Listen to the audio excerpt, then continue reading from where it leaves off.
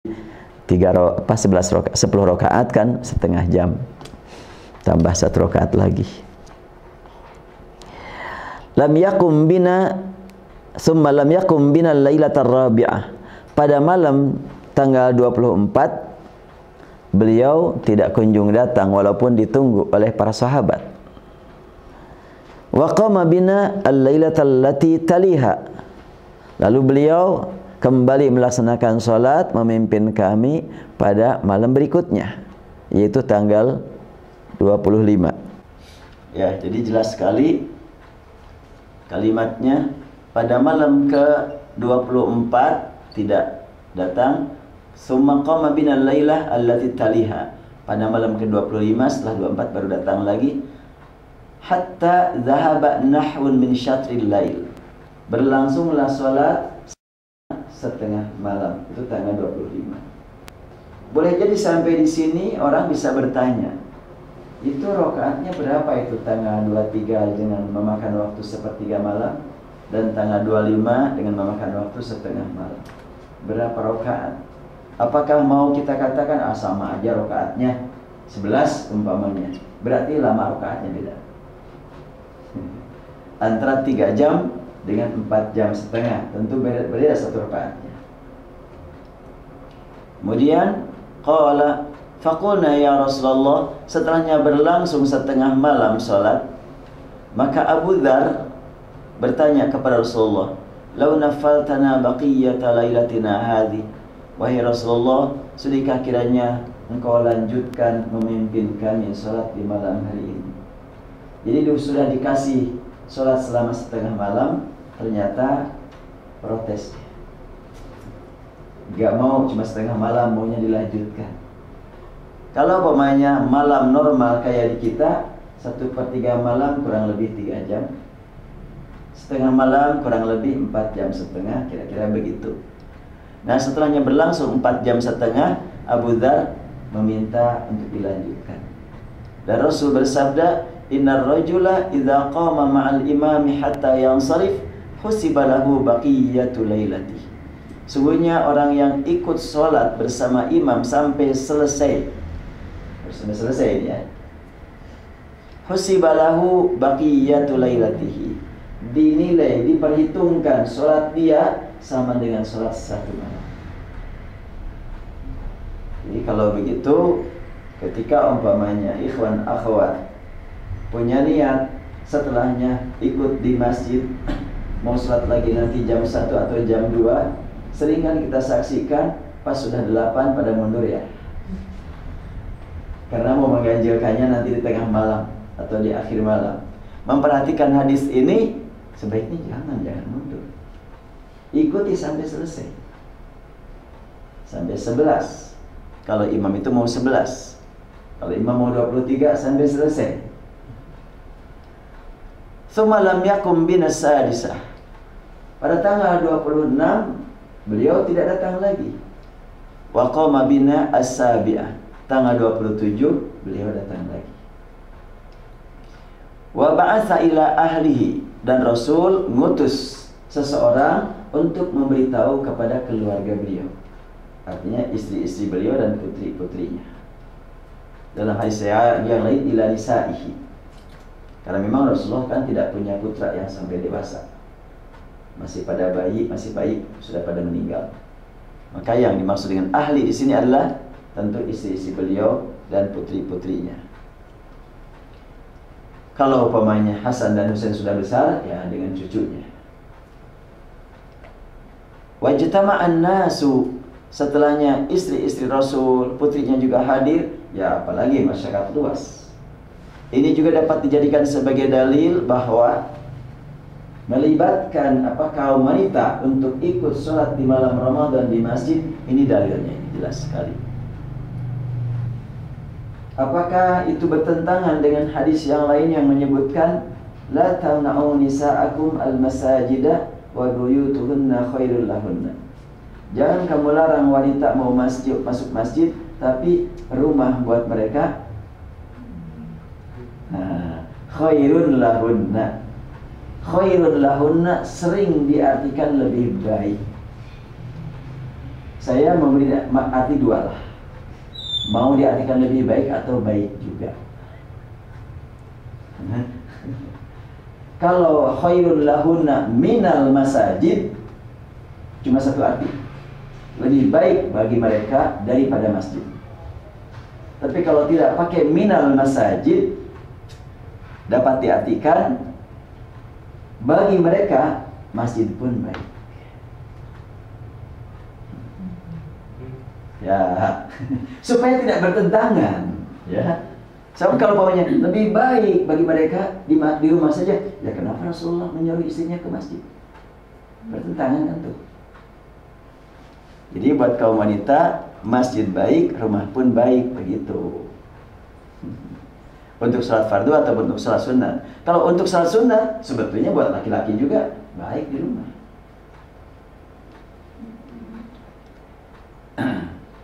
Tetapi untuk Ramadan ada tambahan nilai. Berjamaah meningkatkan ukhuwah Islamiyah di bulan Ramadan, maka Rasulullah menghadirkan masyarakat ke masjid untuk salat sunnah. Pada tanggal 25 ini, qawma bina hatta khashina ayyafutanal falahu. Beliau memimpin kami salat malam Ramadan tanggal 27 hingga kami khashina merasa khawatir ayyafutanal falahu, tidak kebagian al-falah. Apa yang dimaksud dengan al-falah? Qultu wa mal falah? Qala as-suhur. Yang dimaksud dengan falah adalah makan sahur. Kenapa kok makan sahur dikatakan falah? Karena Rasul bersabda, tasahharu fa inna fis sahuri barakah. Hendaklah kamu mengkonsumsi sahur, entah makanan, entah minuman. Yang paling penting ada yang dimasukkan ke dalam perut waktu sahur, sebab dalam yang dicicipi waktu sahur itu adalah barokah, dapat barokah.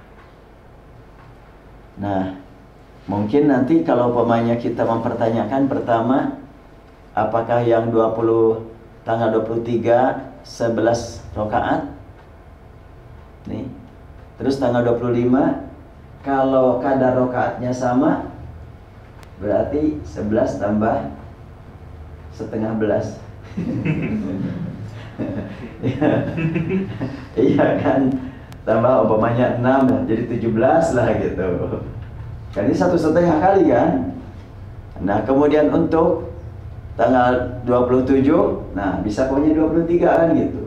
Kalau umpamanya rokaatnya sama kadarnya. Nah atau semuanya 11, berarti tanggal 23 satu rokaatnya kurang lebih setengah jam.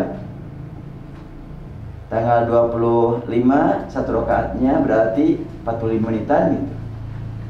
Dan tanggal 27 satu rokaatnya 1 jam.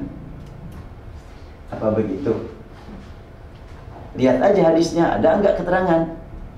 Karena enggak ada keterangan, nah berarti memberikan makna kepada kita bahwa tak satu pun sahabat yang ikut yang banyak jumlahnya dengan Rasulullah itu ikut sahabat ini, ijtama'an nasu, banyak yang ikut ini, tak satu pun dari mereka yang sibuk itu mereka. Kenapa? Mereka sibuk menghayati Al-Quran. Mereka menikmati bacaan Rasulullah. Di kita aja yang ramai akar-akaran ya. Yang 11 memponis yang 23 bid'ah. Yang 23 memponis yang 11 pemalas. Ya Allah. Padahal yang malas mah yang tidak. Yang tidak salat sama sekali. Bagaimana yang 1 rakaat? Kalau 1 rakaatnya 5 juz, itu lebih afdal daripada 23, cuma setengah juz. Jelas kan? Sebab di antara sahabat ada yang cuma 1 rakaat semalamnya, tapi namakan Al-Quran 30 juz. Itu siapa itu? Dalam buku Adabul Quran wa Hamalatuhu karya Imam Nawawi disebutkan Sayyidina Utsman radhiyallahu an pernah melaksanakan salat malam cuma 1 rakaat, tapi tamat Al-Quran. Nah kita lanjutkan. Kalau tadi disebutkan bahwa begitu lama salat Rasul, bahkan ya sampai satu semalam penuh, itu kira-kira berapa rakaat? Apakah selalu 11 ataukah kurang ataukah lebih? Kalimat hadis makana yazidu, tidak biasa lebih. Kalau tidak biasa lebih, boleh jadi dapat dipahami biasanya kurang. Iyalah begitu, kurangin aja ya nanti malam. Baik, kita lanjutkan hadis berikutnya. Dari Hudzaifah, qala shallaitu ma'an Nabi sallallahu alaihi wasallam dzata lailatin faftataha al-Baqarah. Hudzaifah berkata, ini hadis riwayat Muslim, aku salat bersama Rasulullah pada satu malam. Beliau mengawali rakaatnya dengan membaca surat Al-Baqarah. Nah, faftataha al-Baqarah, beliau mengawalinya surat Al-Baqarah. Aku berkata dalam hati, mungkin nanti ayat ke-100 baru akan ruku. Ternyata tsumma madha, setelahnya ayat ke-100 berlanjut juga. Faqultu yusalli biha fi raq'atin famadha. Aku berkata lagi, mungkin beliau akan sholat dengan surat Al-Baqarah 1 rakaat. Famadha, ternyata masih terus juga. Faqultu yarka'u biha tsumma iftataha an-nisa. Ternyata dilanjutkan dengan surat An-Nisa dari Al-Baqarah. Kemudian setelahnya Al-Baqarah, An-Nisa, tsumma iftataha Ali Imran, lanjutkan dengan Ali Imran. Faqara'aha, sampai selesai surat Ali Imran. Ini 5/4 juz. 5/4 juz untuk 1 rakaat. Kalau 1 rakaatnya kurang lebih dibaca umpamanya 1 juznya umpamanya 40 menit kali 5 berarti 200 menit, 3 jam lebih tuh 1 rakaatnya. Kalau 1 rakaat 3 jam, kira-kira berapa rakaat satu malamnya? Mungkinkah 11 rakaat? Makanya yazid, tidak lebih. Artinya biasa kurang. Silakan ikhwan akhwat nanti malam mulai ya 3 rakaat aja deh, 1 rakaat 3 jam.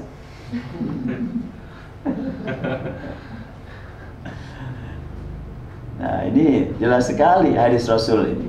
Ini hadis riwayat Muslim.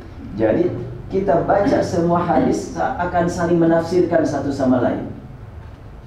Jadi kalimat makana yazidu pas sekali ditafsirkan dengan hadis ini. Oh iya, kalau tidak lebih memang biasa kurang. Saking lamanya beliau 1 rakaat sehingga nggak banyak rakaatnya. Jadi 11 itu untuk tingkat Rasul itu menunjukkan pendek rakaat itu. So, kalau panjang nggak akan cukup waktu untuk 11 rakaat.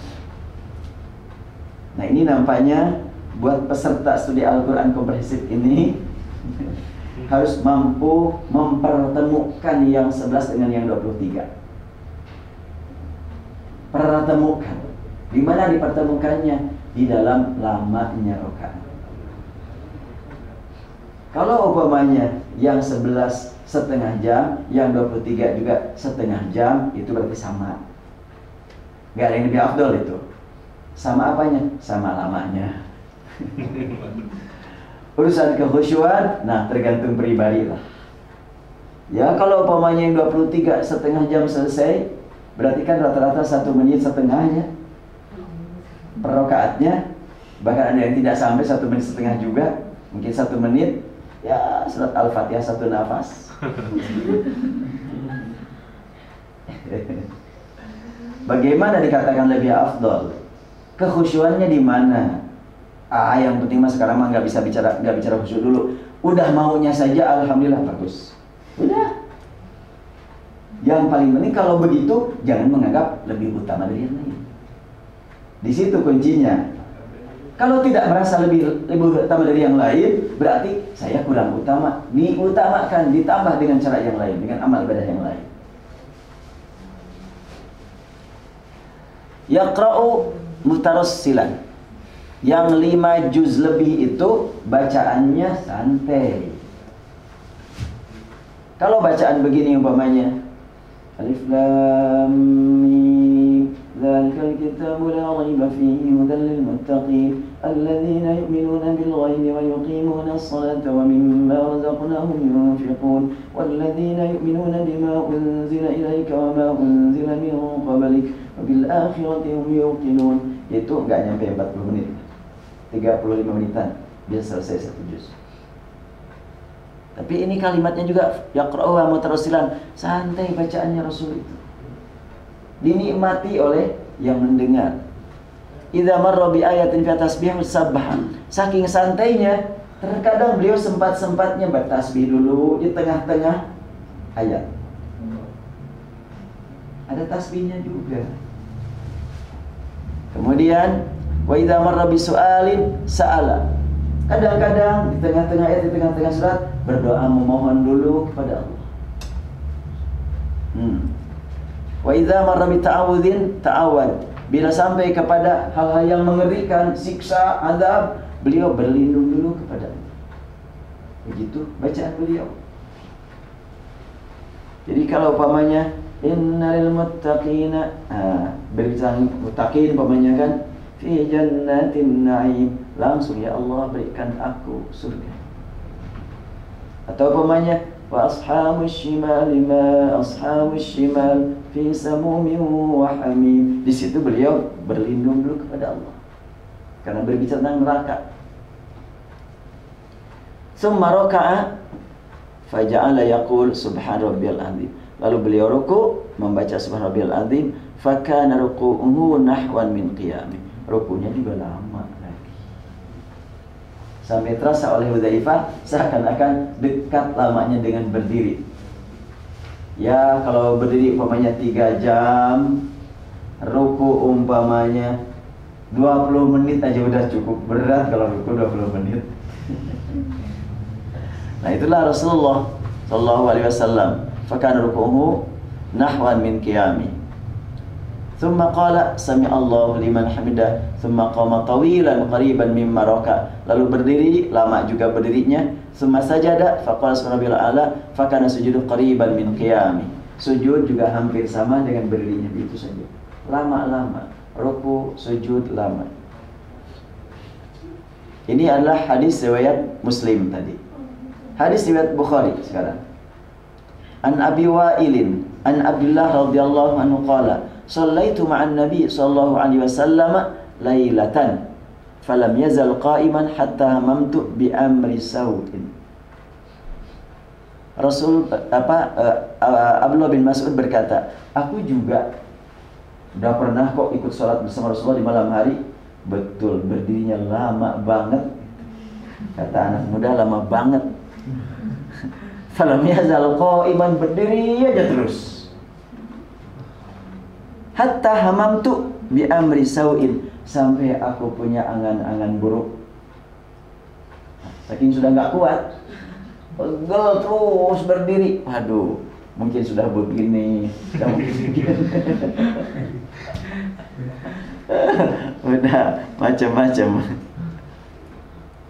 Saya tadi subuh, malam, saya lihat di antara makmum saya kan anak saya yang paling kecil.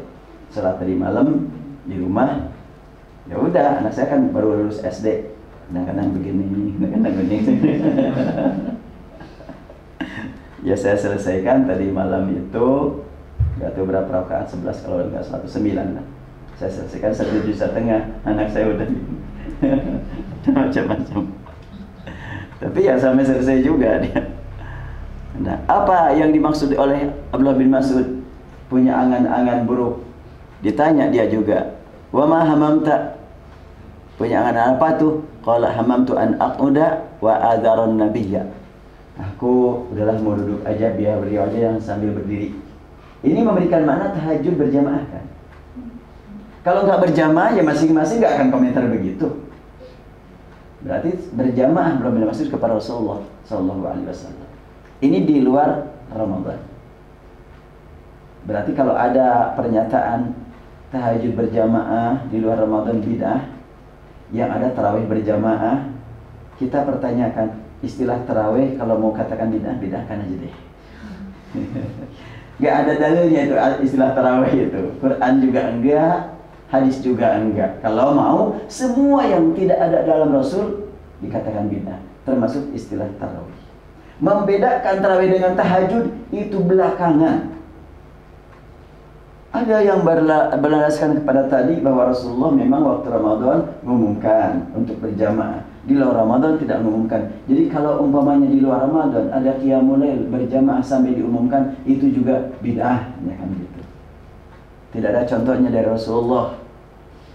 Kita bertanya juga, Anda menyatakan bid'ah, saya hargai, karena Anda memandang bahwa semua yang tidak ada perintah dilarang. Dan buat saya sangat berat. Kalau semuanya yang tidak diperintah berarti dilarang, Al-Quran menyebutkan enggak begitu. Bagaimana kata Al-Quran? Wa ma ataakumur rasulu fakhudhuhu wa ma nahakum anhu fantahu. Yang dibawa Rasul ambil, yang dilarang Rasul jauhi. Yang tidak ada perintah, tidak ada larangan, masuknya kemana? Nah, gitu kan.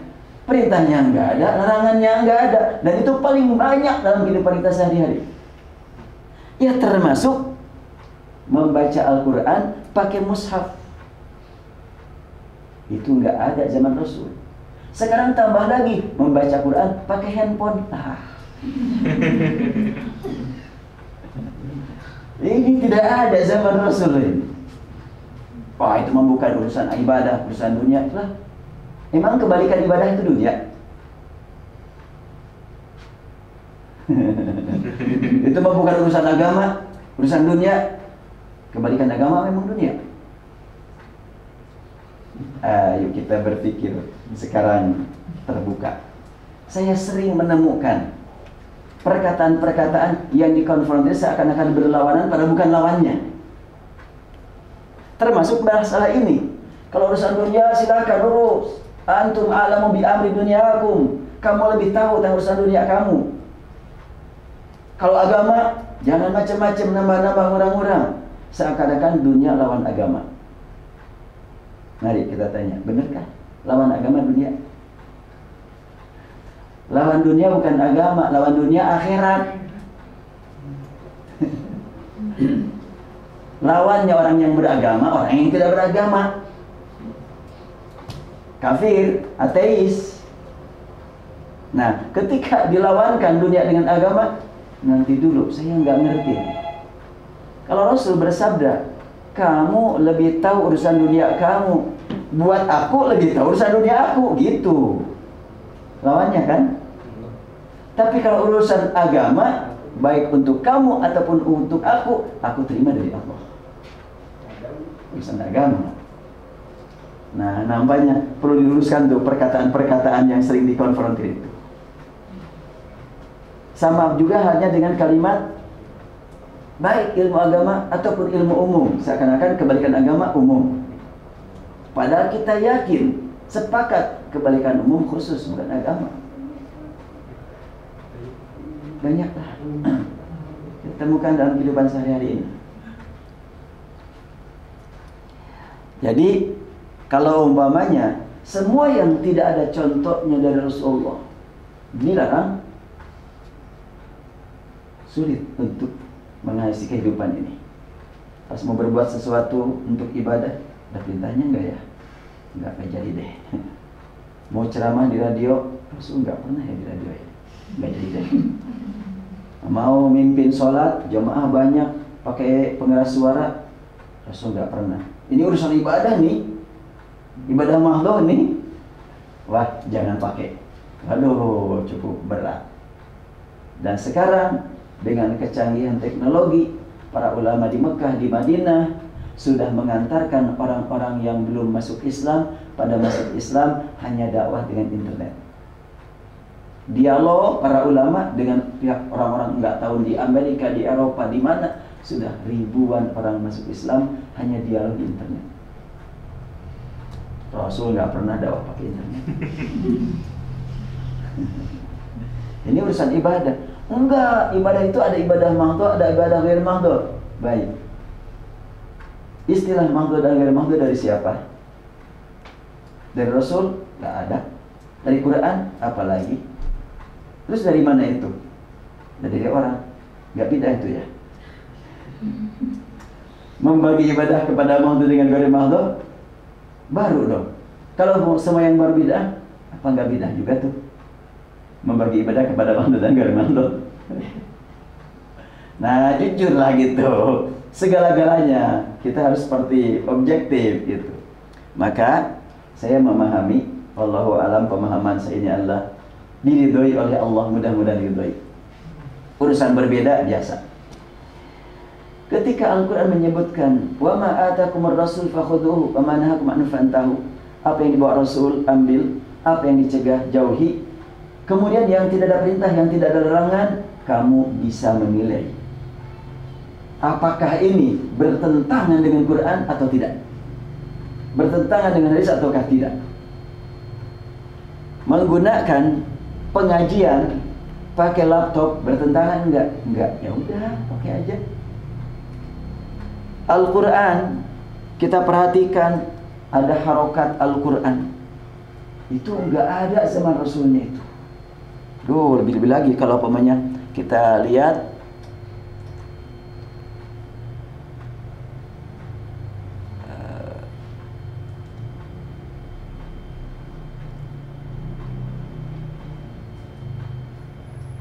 nah ini kan surat Al-Fatihah ini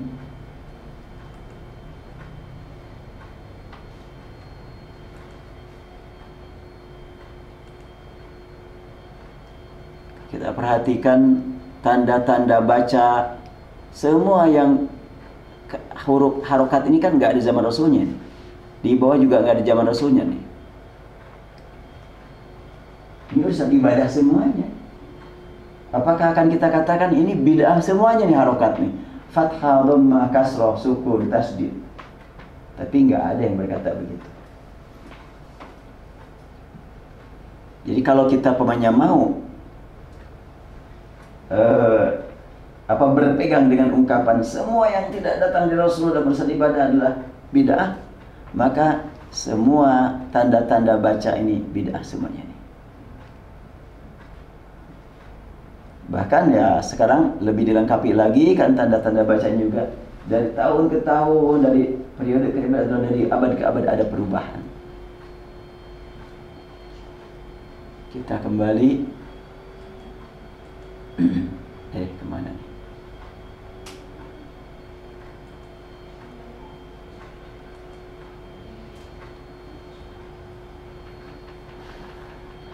Jadi niat tadi Abdullah bin Mas'ud sebetulnya cuma angan-angan. Jadi dia enggak jadi sih, kalimatnya juga hamamtu an aquda, dan ini cerita setelahnya berlalu. Aku punya angan-angan waktu itu mau duduk saja, biar Rasul saja berdiri. Kemudian hadis berikutnya. An Aisyah radhiyallahu anha qalat, min kulli lail qad awtara Rasulullah min awwalil lail wa awsatihi wa akhiri fantaha witru ila sahar. Memperhatikan tadi hadis yang sepertiga, setengah, dan semalam penuh. Sepertiga itu dari awal malam kan, setengah dari awal sampai pertengahan. Bukti sampai pertengahan, Abu Dhar minta dilanjutkan. Kalau setengah itu dari tengah malam berakhir di subuh, gak mungkin minta dilanjutkan. Itu jelas sekali itu. Jadi Rasulullah tahajudnya pada bulan Ramadan dari awal malam. Dan ada juga dari awal malam sampai sepertiga, sampai setengah malam. Dan ada juga dari awal sampai akhir malam. Itu jelas tahajud semuanya juga buat Rasulullah. Karena Rasul itu wajib tahajud. Kalau pengertian awal bahwa tahajud harus tidur dulu, itu memfonis Rasulullah tidak bertahajud tuh. Nah, kita lanjutkan. Rasul ditegaskan kata Aisyah, qad autara Rasulullah min awwalil lail. Rasul jelas-jelas melaksanakan sholat yang ganjil, autara, mengganjilkan sholat itu dimulai dari awal malam, dilanjutkan tengah malam, berakhirlah sholat ganjilnya pada waktu sahur. Intaha witruhu ila sahar. Kalimat witir di sini nama sholat yang jumlah ganjil, karena ternyata dimulainya dari awal. Bukan witir itu cuma 1 rakaat saja atau 3 rakaat 1 salam saja. Apabila kita melaksanakan